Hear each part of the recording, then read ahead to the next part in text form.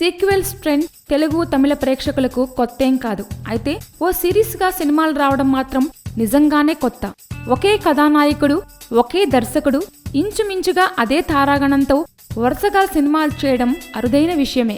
సూర్య హరి కాంబినేషన్లో మాత్రం వరుసగా సినిమాలొస్తున్నాయి. సింగం అనే టైటిల్ని ఓ బ్రాండ్గా మార్చుకున్నారు.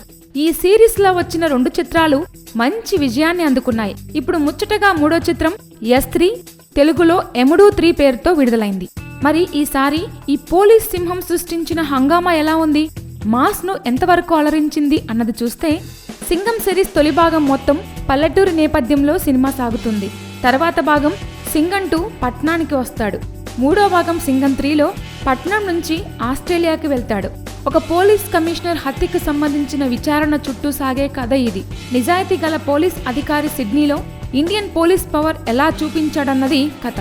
కథలో కావ్య అంటే అనుష్క, విద్య అంటే శృతి హాసన్ల మధ్య ఉన్న సంబంధం ఏంటి అన్నది కూడా ఆసక్తికరంగా ఉంటుంది. ఇక సినిమా ఎలా ఉందంటే, ఈ సినిమా కేవలం యాక్షన్ ప్రియుల్ని దృష్టిలో ఉంచుకొని తీర్చిదిద్దారు దర్శకుడు హరి.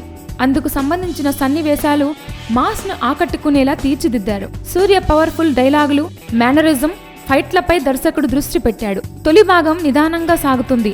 అనవసరంగా ఇరికించిన కామెడీ సన్నివేశాలు కాస్త ఇబ్బంది పెడతాయి. అనుష్క, సూర్యల మధ్య నడిపించిన ట్రాక్ కూడా కథల్లో ఇమడనట్లుగా ఉందనిపిస్తుంది.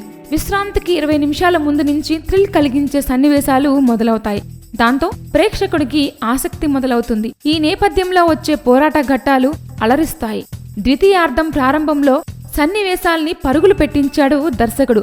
సిడ్నీ నేపథ్యంలో సాగిన యాక్షన్ ఘట్టాలు ఆకట్టుకున్నాయి. చేజింగ్లు, సూర్య చేసిన ఫైట్లు, పోలీస్ పవర్ను చూపించిన డైలాగులు ఇవన్నీ కలిసి ఓ యాక్షన్ ప్యాకేజీలా దర్శకుడు చూపించాడు. ఆస్ట్రేలియాలో జరిగే సన్నివేశాలు సినిమా స్థాయిని పెంచేలా ఉన్నాయి. మొత్తంగా చూస్తే ప్రథమార్థం కన్నా ద్వితీయార్థం పట్టుగా సాగింది. కాకపోతే దర్శకుడు తొలి 2 భాగాల్లో చూపించిన చాకచక్యం ఈ సినిమాలో చూపించలేకపోయాడు. కథ బలహీనంగా ఉండడం, హీరో పాత్రపై తప్ప మరే పాత్రపైన దృష్టి పెట్టకపోవడం నిరాశకు గురిచేశాయి. వైఫై పాట కోసం మాత్రమే శృతి హాసన్ను తీసుకున్నారా అనిపిస్తుంది. పతాక సన్నివేశాలు మామూలుగా ఉన్నాయి. ఇక ఆర్టిస్టుల పెర్ఫార్మెన్స్ ఎలా ఉందంటే, ఈ సినిమా సూర్య కోసమే తీశారా అనేలా ఉంది. మరోసారి శక్తివంతమైన పోలీస్ పాత్రలో సూర్య రాణించారు. సూర్య గెటప్, తను చేసిన పోరాట దృశ్యాలు ఆకట్టుకుంటాయి.